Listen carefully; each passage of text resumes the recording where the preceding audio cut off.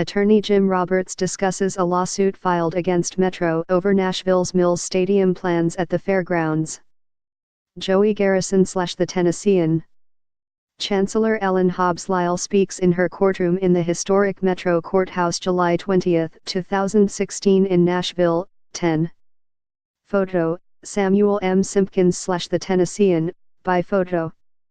A Nashville judge held off on delivering a ruling Friday in a closely watched case in which plaintiffs are seeking to block the city's construction of a new Major League Soccer stadium at the Metro-owned fairgrounds. Davidson County Chancellor Ellen Hobbs Lyle agreed to take the complaint against Metro under advisement after hearing nearly 2 hours of oral arguments. She said she plans to continue to review the facts of the case. It means the court's final ruling could come after Mills announces whether Nashville has been awarded an expansion franchise. A league announcement is expected no later than Thursday. Nashville is one of 4 cities in the running for 2 expansion spots. No word on Nashville's Mills expansion fate as league concludes productive meeting in New York. The stadium's construction, and bonds to pay for it, are contingent on Nashville landing and Mills' team. The group Save Our Fairgrounds sued Metro this month, arguing that the addition of a 27,500-seat $275 million soccer stadium on the fairgrounds would compromise protected fairgrounds activities such as an annual state fair, auto racing and flea markets. A Metro charter amendment approved in 2011 by Nashville voters protects all existing fairgrounds functions, but plaintiffs say a stadium would make it impossible to conduct such events. Metro has asked the judge to dismiss the case. Metro attorney Catherine Pham on Friday argued that Save Our Fairgrounds has no standing to bring the case to court because they've not demonstrated any harm or injury in the case.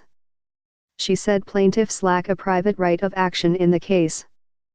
Pham said the lawsuit relies on assumptions and that fairgrounds activities, in fact, can coexist if a new Mills stadium were built.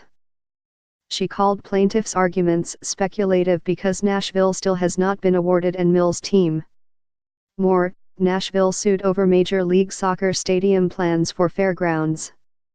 This lawsuit is really about fears that maybe the plaintiffs reasonably have, that they're afraid things might not go their way, but that is not enough to bring a lawsuit, Pham said. You have to have standing. Those fears have to be based on something that's not contingent or speculative. She said no one can definitively say that a soccer stadium and a state fair can't operate alongside each other. The lawsuit also takes aim at a new Metro Park planned for flood-prone areas of the fairgrounds, arguing that it too would compromise the site's protected uses.